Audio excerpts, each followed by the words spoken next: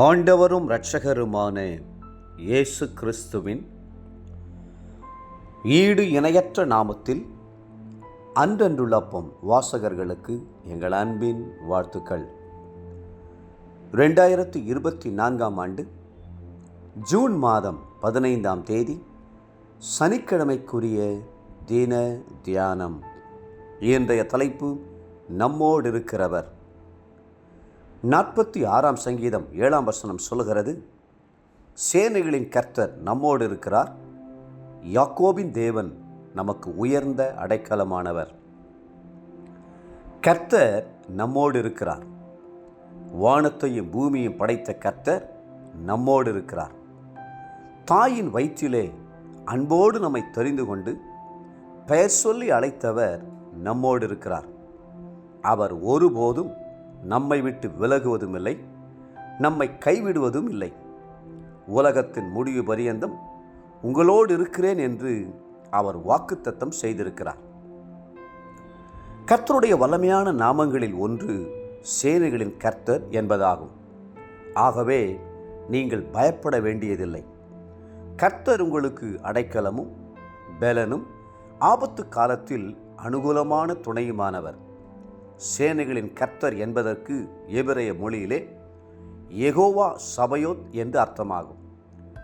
சேனைகளின் கர்த்தர் என்ற வார்த்தை வேதம் முழுவதிலும் 250 முறை இடம்பெற்றுள்ளது.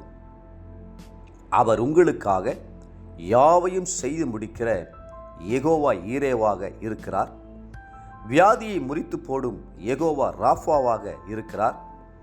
ஜெயக்கொடியாக விளங்கும் யெகோவா நிசியாக இருக்கிறார். அவர் பரிசுத்தப்படுத்தும் யெகோவா மெக்காதிசானவராய் இருக்கிறார். சமாதானத்தை கொண்டு வரும் யெகோவா ஷாலோம். சேனைகளின் கர்த்தர் எப்படி இருப்பார்? வானம் எனக்கு சிங்காசனம், பூமி எனக்கு பாதபடி என்று சொன்ன சர்வ வல்லமையுள்ள கர்த்தரை இராணுவ உடையில் கற்பனை செய்து பாருங்கள்.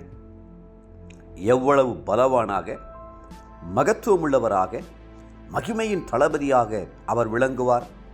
அப்படிப்பட்ட சேனைகளின் கர்த்தர் நம்மோடு இருக்கிறார்.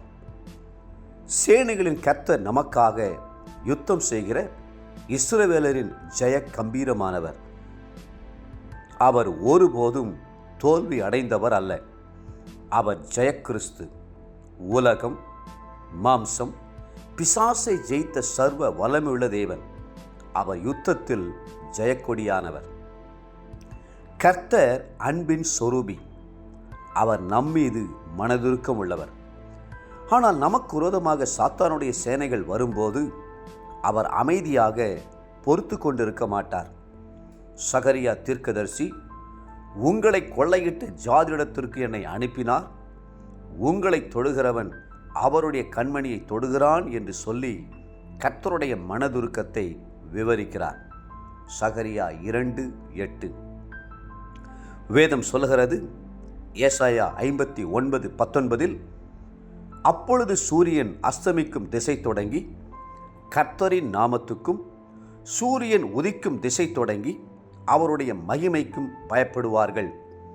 வெள்ளம் போல் சத்துரு வரும்போது கர்த்தருடைய ஆவியானவர் அவனுக்கு விரோதமாய் கொடியேற்றுவார்.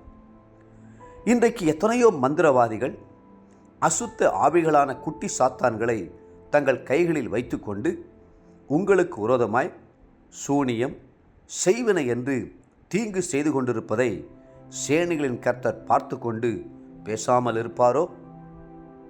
தேவப்பிள்ளைகளே, கர்த்தர் நிச்சயமாகவே சாத்தானுடைய சகல வல்லமைகளையும் முறியடித்து உங்களுக்கு ஜெயத்தை தருவார்.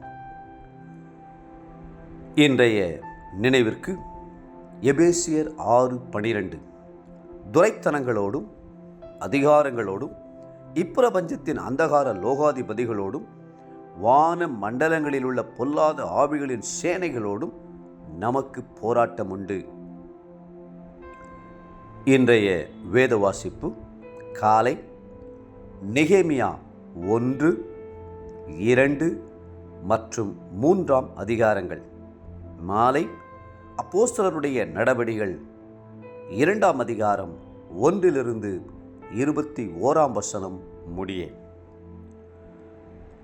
அன்புக்குரிய அன்றனுள்ள வாசகர்களே, மீண்டும் உங்களை வாழ்த்துகிறோம். சேனைகளின் கர்த்தர் உங்களோடு இருந்து உங்களுக்கு ஜெயத்தை கட்டளையிட்டு உங்களை ஆசீர்வதித்து மென்மேலும் உயர்த்துவாராக. ஆமென்.